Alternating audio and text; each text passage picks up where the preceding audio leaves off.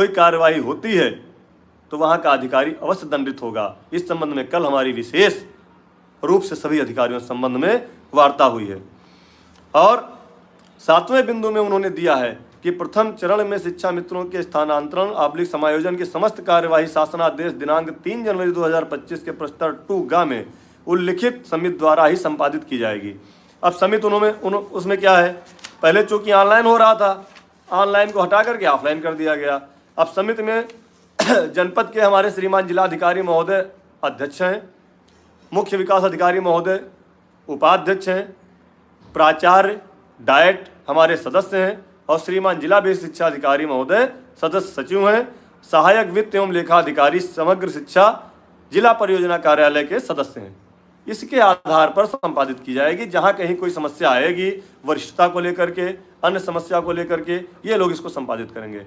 तो हम आप सभी साथियों से विनम्र निवेदन करेंगे, आग्रह करेंगे कि जहां जो भी समस्या आ रही है उसको आप लोग अपने जनपद के संगठन के जिला अध्यक्ष के माध्यम से शासनादेश हम आज भेज दे रहे हैं। हालांकि सबके पास होगा, नहीं होगा तो उपलब्ध हो जाएगा।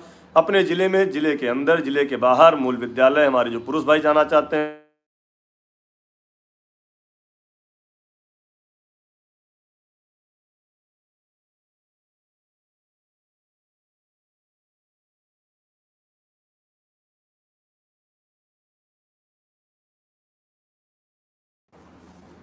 एक फ़ोन कॉल हमारे किसी साथी ने कर दिया था जिसकी वजह से हमारा आपका संपर्क टूट गया था।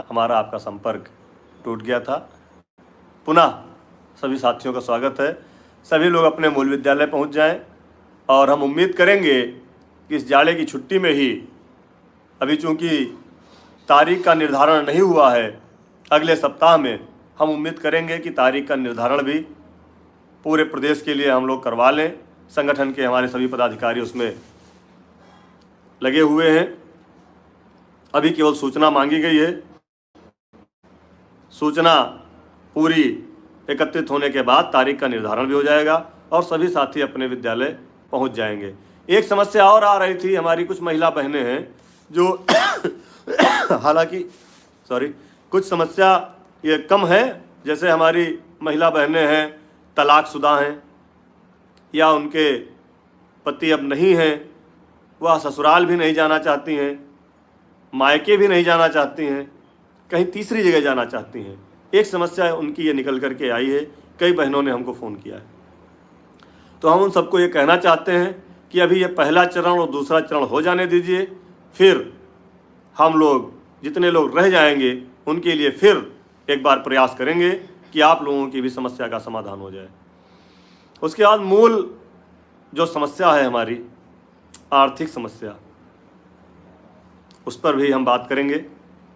गौरव तिवारी जी, आपको धन्यवाद, आप सबका सहयोग बना रहा तो इस 2026 में हम शिक्षा मित्रों की समस्याओं का समाधान निश्चित ही होगा।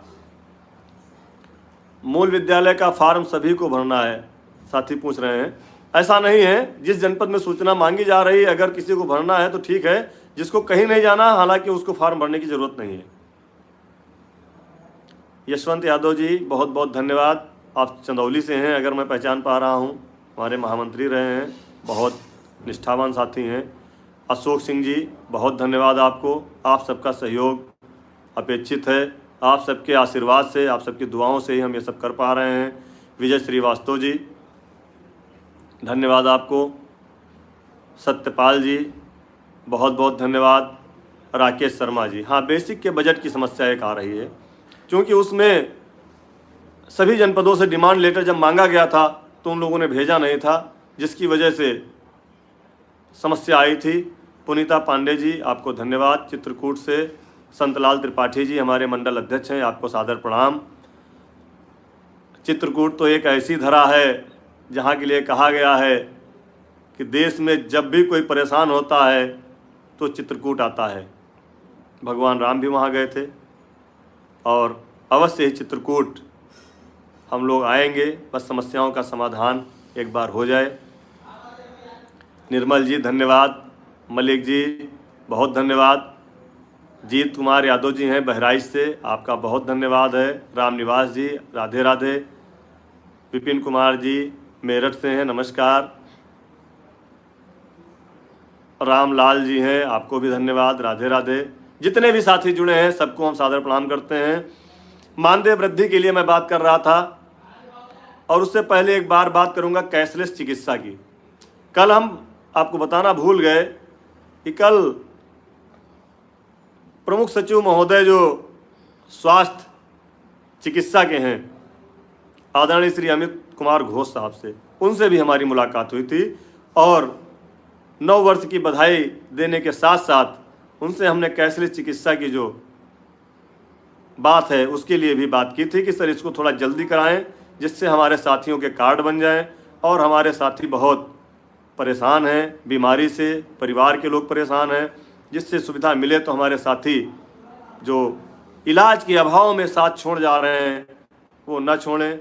आपको हम बताएं एक घटना, परसों हमारी एक बहन ने फ़ोन किया, हालांकि मुझे जानकारी नहीं थी, लेकिन